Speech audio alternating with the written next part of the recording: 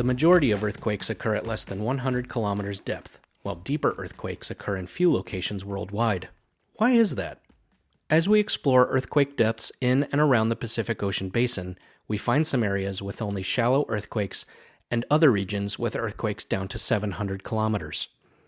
In this animation, we will investigate why spreading ocean ridges and transform faults have only shallow earthquakes, whereas subduction zones can produce earthquakes hundreds of kilometers deep.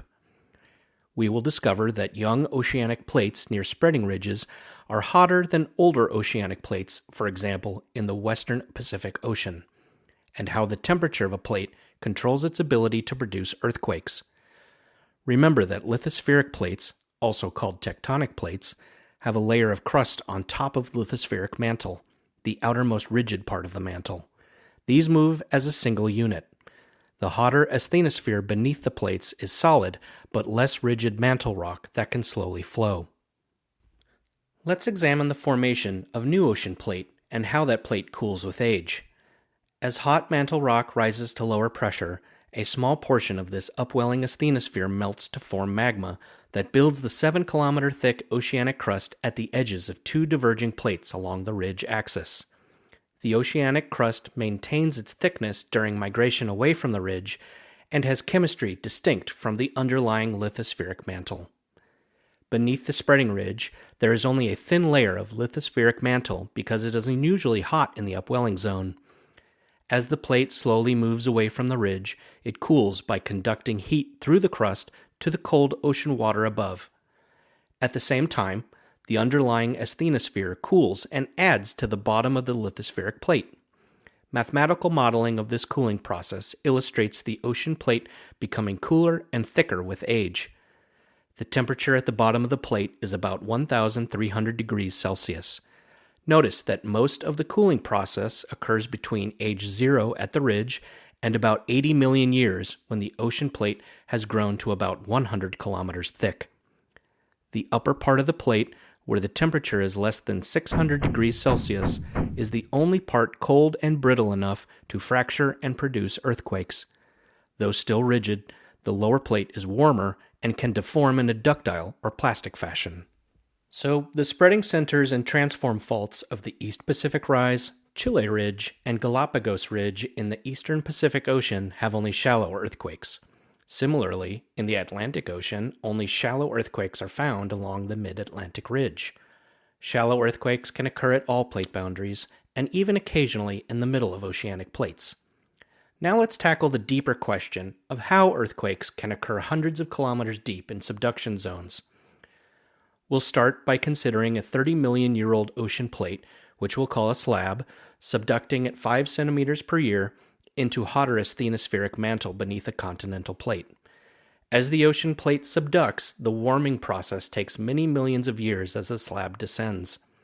The deeper part of it is continuously replaced, in a conveyor belt fashion, by cooler plate from above. Mathematical modeling again illustrates the temperatures within the subducting ocean plate. In this example, lithospheric mantle rock in the subducting plate at 150 kilometers depth is 1,000 degrees Celsius cooler than the asthenospheric mantle at the same depth. Earthquakes occur on the shallow part of the boundary between the converging plates and within the shallow parts of both plates near that boundary. In addition, there is a zone of rock cooler than 600 degrees Celsius within the subducting plate that remains brittle and within which earthquakes can occur to depths of hundreds of kilometers. Let's explore 3 subduction zones that have progressively deeper earthquakes. Cascadia, with earthquakes to 65 kilometers depth, Central America, with earthquakes down to 250 kilometers depth, and Tonga, with earthquakes to 700 kilometers deep. Along the Cascadia subduction zone near Vancouver Island, the Juan de Fuca plate is only 6 million years old and subducts at 5 centimeters per year.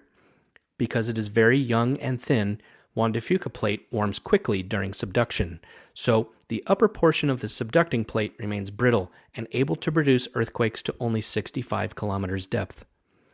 Along the Central America Trench, where earthquakes reach about 250 kilometers depth, the age of the oceanic Cocos plate is only about 20 million years, and it subducts at a rate of 8.5 centimeters per year.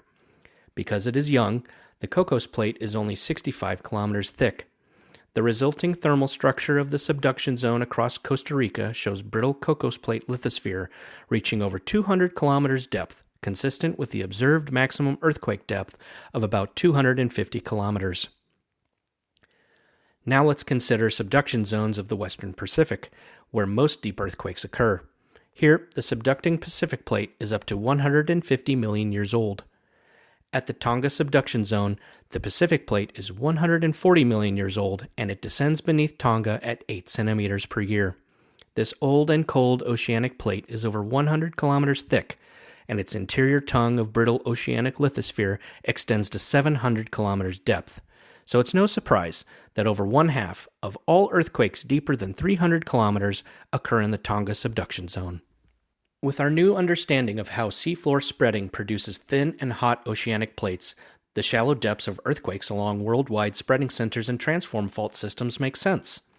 Variations in maximum earthquake depths from one subduction zone to another result from differences in age of the subducting plate and its rate of subduction.